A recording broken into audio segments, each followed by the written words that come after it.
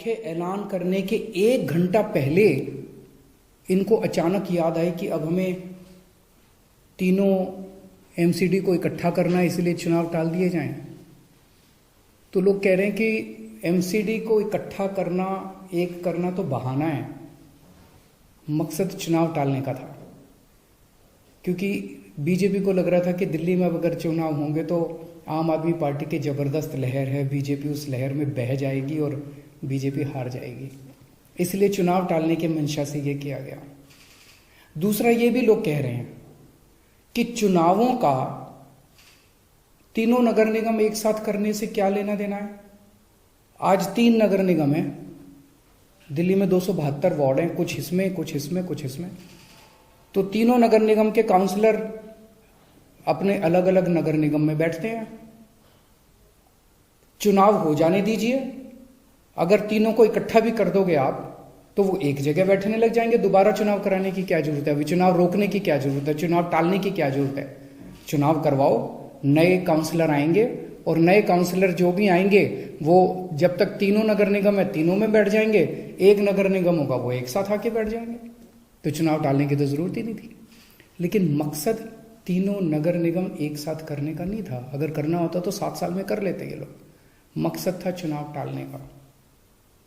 ये देश के लिए अच्छा नहीं है, दोनों चीजें अच्छी नहीं है।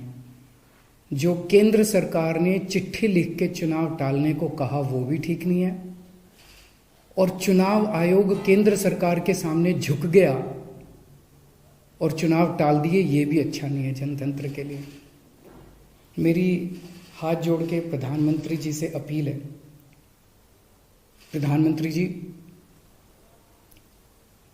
सरकारें आती जाती रहेंगी, कल आप भी नहीं होंगे, कल मैं भी नहीं होऊंगा। हम इंपॉर्टेंट नहीं है, लोग इंपॉर्टेंट नहीं है, पार्टियां इंपॉर्टेंट नहीं है, देश इंपॉर्टेंट है। अगर हम चुनाव आयोग को दबाव डाल के चुनाव कैंसिल कराते हैं, इससे चुनाव आयोग कमजोर होता है, और चुनाव आयोग कमजोर होता है, चुनाव कैंसिल होते हैं तो देश कमजोर होता है। हम सबको मिलकर देश की रक्षा करनी है। किसी भी हालत में हमें इंस्टीट्यूशंस को कमजोर नहीं होने देना। मेरी आपसे हाथ जोड़ के विनती है, चुनाव कैंसिल मत कराइए। अगर चुनाव कैंसिल होते हैं, ये जनतंत्र के लिए बहुत बड़ा खतरा है। आज ये कहा जा रहा है कि हम तीनों एमसीडी एक करना चाहते हैं, इसीलिए चुनाव टाल दीजिए। कल को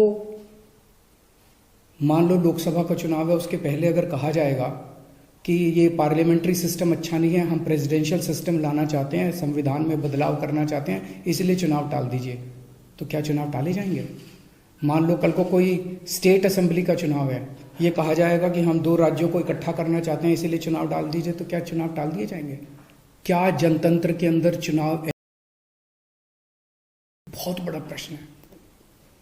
मैं प्रधानमंत्री जी से यही निवेदन करना चाहूंगा, कल केजरीवाल भी नहीं रहेगा, कल मोदी जी भी नहीं रहेंगे, ये देश रहेगा। इस देश को अपने को कमजोर नहीं करना।